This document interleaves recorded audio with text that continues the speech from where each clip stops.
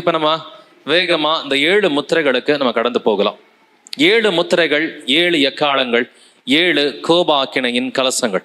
So தானியேல் புஸ்தகத்தை கர்த்தர் முத்திரை போடுன்னு சொன்னார். கடைசி காலம் வரைக்கும் தானியேல் புஸ்தகம் வந்துட்டு புரியாது. பட் கடைசி நாட்களிலே வந்துட்டு இயேசு கிறிஸ்து அவருடைய பிள்ளைகளை வைத்து அவர் வந்துட்டு இந்த முத்திரைகள், எக்காலங்கள், கோபாக்கினின் கலசங்களை வந்துட்டு அவர் காண்பித்து கொடுக்கிற தேவனா இருக்கிறார். இந்த வெளிப்படுத்தின விசேஷம் 1 அதிகாரம் 1 வசனத்துல இந்த முத்திரைகள் எப்பங்க நடக்கணும்? முதலாவது முத்திரை எப்பொழுது நடக்கணும்? சீக்கிரமா நடக்கணும் இல்லைங்களா?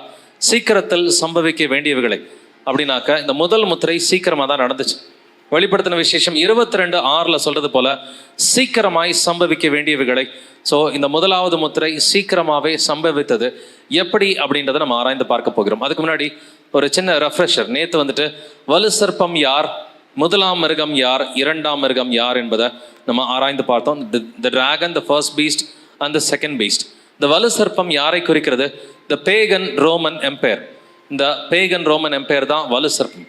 முதலாம் மிருகம் என்பது மேற்கு கிழக்கு ரோம ராஜ்யம், western Roman empire, eastern Roman empire. 2 கால்கள், 2 இரும்பு கால்கள் வந்துட்டு அது வெஸ்டர்ன் அண்ட் ஈஸ்டர்ன் ரோமன் எம்பையரை குறிக்கிறது.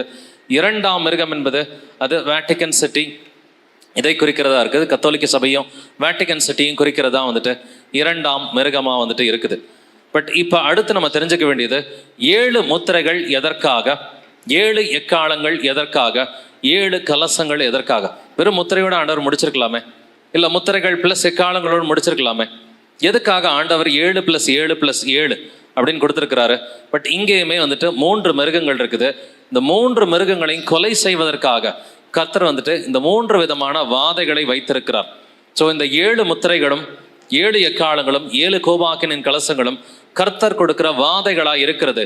7 முத்திரைகள் எதற்காக? இந்த பேகன் ரோமன் எம்பையர் மேல வந்த தண்டனைகள். 7 முத்திரைகள் முடியும் பொழுது பேகன் ரோமன் எம்பையர் வந்துட்டு தகர்ந்து போயிடும். அதே போல 7 எக்காலங்கள் என்பது இந்த வெஸ்டர்ன் ஈஸ்டர்ன் ரோமன் எம்பையரை வந்துட்டு டெஸ்ட்ராய் பண்றதுக்காக கர்த்தர் கொடுத்த தண்டனைகளா இருக்கிறது. இது 7 எக்காலங்கள். அதே போல 7 கோபாக்கினின் கலசங்கள் வந்துட்டு இது வேட்டிகன் சிட்டி அல்லது கத்தோலிக்க சபையினுடைய அழிவுக்காக கர்த்தர் 7 கோபாக்கினின் கலசங்களை வச்சிருக்கிறார். ஸோ இந்த 3 மிருகங்கள் அழிவதற்காக கர்த்தர் இந்த 3 விதமான வாதைகளை வைத்திருக்கிறார். 7 முத்திரைகள் எதற்காக? பேகன் ரோமன் எம்பையரை அழிப்பதற்காக. 7 எக்காலங்கள் எதற்காக? வந்துட்டு அந்த முதலாம் மிருகத்தை அழிப்பதற்காக. 7 கலசங்கள் வந்துட்டு இரண்டாம் மிருகத்தை கர்த்தர் அழிப்பதற்காக வச்சிருக்கிறார். அவங்களும் மனந்திருமன்றதுக்காக பொறுமையா பண்றாரு. இது எல்லாமே முடிகிறதுக்கு கிட்டத்தட்ட 2000 வருஷம் ஆயிடும். நேற்று இந்த 2000 ஆண்டுகளை 2 விதத்துல பார்த்தோம். ஒன்று சபைகளுக்குரிய அந்த காலகட்டத்தில் 2000 ஆண்டுகளை பார்த்தோம் இல்லைங்களா? எபேசு சபையின் காலகட்டம் கிபி 31 முதல் கிபி 100 வரைக்கும். ஸோ இப்போ நம்ம இருக்கிறது லவோதிக்கா சபையின் காலகட்டம் இல்லைங்களா? இந்த லவோதிக்கா சபையின் காலகட்டம் 1900s தொடங்கிட்டு அந்த 2ஆம் வருகை வரைக்கும் லவோதிக்கா சபையின் காலகட்டம் இருக்கிறது. ஸோ இந்த 7 முத்திரைகள், 7 எக்காலங்கள், 7 கோபாக்கினின் கலசங்கள் இங்கேயுமே 2000 வருஷம் பார்க்க போகிறோம். நேற்றுமே ஆன்டி கிரைஸ்ட்ல ஒரு 2000 வருஷம் பார்த்தோம். அதுபோல் சபைகளுக்குரிய தீர்க்க தரிசனங்களில் ஒரு 2000 வருஷம் பார்த்தோம். இன்னைக்குமே இந்த ஆன்டி கிரைஸ்டை கர்த்தர் எப்படி அழிக்க போகிறார், அதனுடைய ராஜ்யத்தை கர்த்தர் எப்படி அழிக்க போகிறார், அதுலேயுமே 2000 ஆண்டுகளுக்குரிய நிறைவேறுதல் எப்படி இருக்குது அப்படின்றத நம்ம ஆராய்ந்து பார்க்க போகிறோம். ஸோ முதல்ல நம்ம புரிஞ்சுக்க வேண்டியது 7 முத்திரைகள் இருக்கிறது இல்லைங்களா? 7 முத்திரைகள் இருக்கிறது. பட் 7 எக்காலங்கள் இருக்கிறது, இதுவும் நமக்கு தெரியும். 7 கோபாக்கினின் கலசங்கள் இருக்கிறது, இதுவும் நமக்கு தெரியும். பட் இதுல அந்த 7ஆம் முத்திரை என்பது 7 எக்காலங்களாக பிரிக்கப்பட்டிருக்குது. ஏன்னா 7ஆம் முத்திரையில எதுவுமே நடக்காது பெருசா. நீங்க வாசிச்சு பார்த்தீங்கன்னா ஒவ்வொரு முத்திரைக்கும் ஒரு காரியம் நடக்கும். வெள்ளை குதிரை வந்தது, கருப்பு குதிரை வந்தது, சிகப்பு குதிரை வந்தது. ஸோ மங்கின நிறமுள்ள குதிரை ஒவ்வொன்றா படிச்சிருப்பீங்க. பட் 7ஆம் முத்திரைக்கு படிச்சு பார்த்தீங்கன்னா எதுவுமே இருக்காது. பிகாஸ் 7ஆம் முத்திரை எப்படி டிவைடா இருக்கு? அது 7 எக்காலங்களாக பிரிக்கப்பட்டிருக்கிறது. அதே போல ஒவ்வொரு எக்காலத்துக்கும் ஒவ்வொரு நிறைவேறுதல் பார்த்துருப்பீங்க. பட் 7ஆம் எக்காலத்தில் பார்த்தீங்கன்னா அதிகமாக நிறைவேறுதல் எதுவுமே இருக்காது. ரீசன் இஸ் அந்த 7ஆம் எக்காலம் 7 கோபாக்கினின் கலசங்களாக பிரிக்கப்பட்டிருக்கிறது. So the 7th seal is divided into 7 trumpets and the 7th trumpet is divided into the 7 bowls of judgment. So இப்படி தான் கர்த்தர் வெளிப்படுத்தின விசேஷம் புஸ்தகத்தை வச்சிருக்கிறாரு. இன்னொரு முக்கியமான பேரலல் பார்த்தீங்கன்னா தானியேல் புஸ்தகத்திலையும் 2 half இருக்கும், 6 + 6 chapters. அதே போல் வெளிப்படுத்தின விசேஷம் மேலே 11 + 11 2 half இருக்கும். தானியேலுமே அந்த 6 அதிகாரங்களுக்கு விளக்கம் தான் மீதி 6 அதிகாரங்கள். முதல் 6 அதிகாரங்களுக்கு விளக்கமாக தான் 2வது 6 அதிகாரங்களை வச்சிருப்பாரு. வெளிப்படுத்தின விசேஷம் ஆக்சுவலி 11ஓட முடிஞ்சு போயிடும். வெளிப்படுத்தின விசேஷம் புஸ்தகம் 11 அதிகாரத்தோட முழுமை அடைந்து விடும். அதை கர்த்தர் கொஞ்சம் ஃப்ளாஷ்பேக் காமிச்சு அவர் விளக்கி சொல்றதுதான் அடுத்து 11 அதிகாரங்கள். ஸோ இது ரெண்டுமே வந்துட்டு ஒரு அற்புதமான ஒரு புஸ்தகமாக தான் கர்த்தர் வச்சிருக்கிறாரு. ஸோ இதில் வந்துட்டு அந்த 7வது முத்திரை, 7வது எக்காலம், நம்ம இது எல்லாமே ரொம்ப இம்பார்ட்டண்ட்டாக கவனிக்க வேண்டியது. 7வது கோபாக்கினின் கலசமே ரொம்ப ஒரு முக்கியமான ஒரு விஷயம்தான். ஸோ முத்திரை போடு அப்படின்னு சொன்னது நமக்கு தெரியும் இல்லைங்களா? தானியேல் 12:4 வந்துட்டு இந்த புஸ்தகத்தை முத்திரை போடுன்னு சொல்லி கர்த்தர் சொல்றாரு. நம்ம வாசிக்கலாம் தானியேல் 12:9. அதற்கு அவன், தானியேலே போகலாம், இந்த வார்த்தைகள் முடிவு காலம் மட்டும் புதை பொருளாக வைக்கப்பட்டும் முத்திரிக்கப்பட்டும் இருக்கும். இந்த வார்த்தைகள் எவ்வளவு நாளைக்கு? முடிவு காலம் மட்டும், நாம் வாழ்கிற காலம் மட்டும், முடிவு காலம் மட்டும் புதை பொருளாக வைக்கப்பட்டும் முத்திரிக்கப்பட்டும் இருக்கும். இது புதை பொருள் என்று கர்த்தர் சொல்கிறார். அதனாலதான் ட்ரெஷர் மேப்னு நம்ம சொல்றோம். புதை பொருள், பரலோக ராஜ்யத்தை எதற்கு ஒப்பிடுவேன்? இது நிலத்தில் புதைந்திருக்கிற ஒரு புதை பொருளுக்கு ஒப்பா இருக்கிறது. ஸோ ஒரு பெரிய ட்ரெஷர் அப்படின்னு சொல்லி தான் கர்த்தர் இந்த புஸ்தகங்களை சொல்றார். தானியேலா இருக்கட்டும், வெளிப்படுத்தின விசேஷமா இருக்கட்டும். பட் இந்த முத்திரைகளை யார் உடைக்கிறார்? ஆட்டுக்குட்டியானவர் முத்திரைகளை உடைக்கிறார் அப்படிங்கிறத நம்ம வந்துட்டு வாசிக்கலாம். வெளிப்படுத்தின விசேஷம் 5ஆம் அதிகாரம் முதல் 2 வசனங்கள். அன்றியும் உள்ளும் புறம்பும் எழுதப்பட்டு 7 முத்திரைகளால் முத்திரிக்கப்பட்டிருந்த ஒரு புஸ்தகத்தை சிங்காசனத்தின் மேல் வீற்றிருக்கிறவருடைய வலது கரத்திலே கண்டேன்.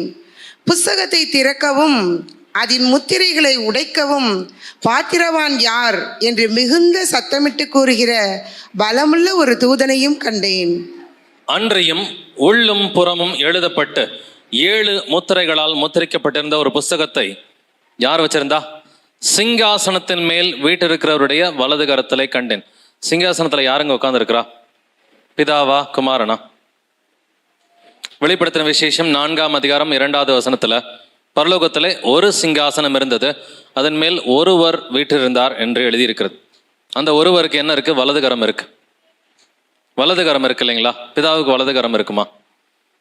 யோசிச்சு பாருங்க. பிதா ஆவியா இருக்கிறார் இல்லைங்களா? அதே போல வெளிப்படுத்தின விசேஷம் 3ஆம் அதிகாரம் 21வது வசனத்துல, நான் ஜெயம் கொண்டு என் பிதாவின் சிங்காசனத்திலே நான் அமர்ந்திருக்கிறேன் அப்படின்னு இயேசு சொல்றார். சிங்காசனத்துல இருக்கிறவர் இயேசு கிறிஸ்துங்க. சிங்காசனத்துல இருக்கிறவர் இயேசு கிறிஸ்து. அவருடைய வலது கரத்திலே அந்த புஸ்தக சுருள் இருக்கிறது. புஸ்தகத்தை திறக்கவும் அதன் முத்திரைகளை உடைக்கவும் பாத்திரவான் யார்? அதற்கு பாத்திரவான் இயேசு கிறிஸ்து ஒருவராக இருக்கிறார். வெளிப்படுத்தின விசேஷம் 5ஆம் அதிகாரம் 5வது வசனத்தை வாசிக்க கேட்போம். அப்பொழுது மூப்பர்களில் ஒருவன் என்னை நோக்கி, நீ அழ வேண்டாம், இதோ யூதா கோத்திரத்து சிங்கமும் தாவீதின் வேறுமானவர் புஸ்தகத்தை திறக்கவும் அதன் 7 முத்திரைகளையும் உடைக்கவும் ஜெயம் கொண்டிருக்கிறார் என்றான். யூதா கோத்திரத்து சிங்கமும் தாவீதின் வேறுமானவர் புஸ்தகத்தை திறக்கவும் அதன் 7 முத்திரைகளை உடைக்கவும் ஜெயம் கொண்டிருக்கிறார். பட் ஆட்டுக்குட்டி தான் சிங்கமா வந்துட்டு இங்க சித்தரிக்கப்படுகிறார் இல்லைங்களா? இதே அதிகாரத்துல இயேசு கிறிஸ்துவை ஆட்டுக்குட்டியாகவும் கர்த்தர் காண்பித்திருக்கிறார். அவரை யூதா கோத்திரத்து சிங்கமாகவும் கர்த்தர் காண்பித்திருக்கிறார். ஆட்டுக்குட்டி எப்படி சிங்கமா இருக்க முடியும்? சிங்கம் ஆட்டுக்குட்டியா இருக்க முடியுமா? எப்படி சிங்காசனத்துல அவர் இருக்கிறாரு, தனியாகவும் அவர் இருக்கிறாருன்னா, அந்த ஆட்டுக்குட்டியானவர் எங்க இருக்கிறாருன்னு பார்த்தீங்கன்னா சிங்காசனத்தின் மத்தியில் இருக்கிறார். So he is in the midst of the throne. சிங்காசனத்தின் மத்தியில் இருக்கிறார் என்று வேதம் சொல்கிறது. ஸோ இதே அதிகாரத்துல 6-7 வசனங்களை வாசிப்போம். அப்பொழுது இதோ அடிக்கப்பட்ட வண்ணமாய் இருக்கிற ஒரு ஆட்டுக்குட்டி சிங்காசனத்திற்கும் 4 ஜீவன்களுக்கும் மூப்பர்களுக்கும் மத்தியிலே நிற்க கண்டேன். அது 7 கொம்புகளையும் 7 கண்களையும் உடையதாய் இருந்தது. அந்த கண்கள் பூமி எங்கும் அனுப்பப்படுகிற தேவனுடைய 7 ஆவிகளேயாம். அந்த ஆட்டுக்குட்டியானவர் வந்து சிங்காசனத்தின் மேல் உட்கார்ந்தவருடைய வலது கரத்தில் இருந்த புஸ்தகத்தை வாங்கினார். இதோ அடிக்கப்பட்ட வண்ணமா இருக்கிற ஒரு ஆட்டுக்குட்டி. அவர் எங்க இருந்தாரு? சிங்காசனத்திற்கும் 4 ஜீவன்களுக்கும் மூப்பர்களுக்கும் மத்தியிலே நிற்க கண்டேன். அவர் மத்தியில் இருக்கிறாரு. அவருடைய ஸ்பாட் அடுத்தடுத்த அதிகாரங்கள் படிச்சீங்கன்னா ஆட்டுக்குட்டி எங்க இருக்கிறாருன்றதை ஈஸியா கண்டுபிடிச்சிடலாம். அந்த ஆட்டுக்குட்டியானவர் வந்து சிங்காசனத்தின் மேல் உட்கார்ந்தவருடைய வலது கரத்திலே புஸ்தகத்தை வாங்கினார். இந்த ஆட்டுக்குட்டியானவர் எங்க இருக்கிறாரு? வெளிப்படுத்தின விசேஷம் 7:17 சிங்காசனத்தின் மத்தியில் இருக்கிற ஆட்டுக்குட்டியானவரே. அவர் சிங்காசனத்தின் மத்தியிலே இருக்கிற ஆட்டுக்குட்டியானவர். சிங்காசனத்துக்கு பேரு ஆட்டுக்குட்டியானவரின் சிங்காசனம். அது பிதாவின் சிங்காசனம் என்று அது வெளிப்படுத்தின விசேஷத்துல எழுதியிருக்குது. அது ஆட்டுக்குட்டியானவரின் சிங்காசனம் என்றும் வெளிப்படுத்தின விசேஷத்தில் எழுதியிருக்கிறது. இதே அதிகாரத்துல வெளிப்படுத்தின விசேஷம் 7:10 அவர்கள் மகா சத்தமிட்டு ரட்சிப்பின் மகிமை சிங்காசனத்தின் மேல் வீட்டிருக்கிற எங்கள் தேவனுக்கும் ஆட்டுக்குட்டியானவருக்கும் உண்டாவதாக. சிங்காசனத்தின் மேல யாருங்க இருக்கிறாரு? ஆட்டுக்குட்டியானவர் இருக்கிறார். சிங்காசனத்தின் மேல ஆட்டுக்குட்டியானவர் இருக்கிறாருன்னு சொல்லி வேதம் சொல்கிறது. ஸோ இயேசு கிறிஸ்து ஆட்டுக்குட்டியானவராகவும் சித்தரிக்கப்படுகிறார். அவர் யூதா கோத்திரத்து சிங்கமாகவும் சித்தரிக்கப்படுகிறார். சிங்காசனத்தின் மேல் வீட்டிருக்கிற தேவனாகவும் அவரை கர்த்தர் சித்தரித்திருக்கிறார். ஸோ வெளிப்படுத்தின விசேஷம் 22ஆம் அதிகாரம் முதல் வசனத்திலையும், பின்பு பளிங்கை போல் தெளிவான ஜீவ தண்ணீர் உள்ள சுத்தமான நதி தேவனும் ஆட்டுக்குட்டியானவரும் இருக்கிற சிங்காசனத்திலிருந்து. யாருடைய சிங்காசனம் இது? தேவன் கமா ஆட்டுக்குட்டி கிடையாதுங்க. தேவன் கமா ஆட்டுக்குட்டி கிடையாது. தேவனாகவும் ஆட்டுக்குட்டியாகவும் இருக்கிற அவருடைய சிங்காசனத்திலிருந்து. இது யாருடைய சிங்காசனம்? ஆட்டுக்குட்டியானவரின் சிங்காசனம். ஆனா வெளிப்படுத்தின விசேஷம் 3:21 இது பிதாவின் சிங்காசனம் என்று எழுதியிருக்கிறது. நான் ஜெயம் கொண்டு என் பிதாவின் சிங்காசனத்திலே அவரோட கூட வீட்டிருக்கிறது போல. இந்த ரகசியத்தை புரிஞ்சுக்கணும். நான் ஜெயம் கொண்டு என் பிதாவின் சிங்காசனத்திலே அவரோட கூட உட்கார்ந்திருக்கிறது போல. யோவான் யாரை பார்க்கறான்? யோவான் பார்க்கறது இயேசுவை மட்டும்தான், பிதாவை பார்க்கல. ஏன்னா என்னை கண்டவன் பிதாவை கண்டான் என்று எழுதியிருக்கிறது. நானும் பிதாவும் ஒன்றாயிருக்கிறோம் என்றும் எழுதியிருக்கிறது. யோவான் பார்த்தது இயேசுவை மட்டும்தான். ஒரே ஒரு சிங்காசனம் தான், அதிலே ஒருவர் மாத்திரமே அங்கு வீற்றிருக்கிறார். அது ஆட்டுக்குட்டியானவருடைய சிங்காசனம் என்றும் எழுதியிருக்கிறது. வெளிப்படுத்தின விசேஷம் 22:3 இனி ஒரு சாபமும் இராது, தேவனும் ஆட்டுக்குட்டியானவரும் இருக்கிற சிங்காசனம் அதில் இருக்கும். இது யாருடைய சிங்காசனம்? தேவனுடைய சிங்காசனம்ன்றது நமக்கு தெரிஞ்சதுதான். இது ஆட்டுக்குட்டியானவருடைய சிங்காசனம் என்றும் எழுதியிருக்கிறது. ஸோ அந்த ஆட்டுக்குட்டியானவர் ஒவ்வொரு முத்திரைகளா அவர் உடைக்கிறார். இப்ப முதலாவது முத்திரையிலிருந்து கண்டினியூஸா 21 ஈவெண்ட்டுக்கு நம்ம போக போறோம். 7 முத்திரைகள், 7 எக்காலங்கள், 7 கோமாக்கினின் கலசங்கள். கர்த்தருடைய கிருபையினால இன்னைக்கு ஈவினிங் நீங்க ஊருக்கு போறதுக்கு முன்னாடியே இந்த 21 ஈவெண்ட்டையும் நம்ம ஆராய்ந்து பார்த்து முடிச்சிடலாம்.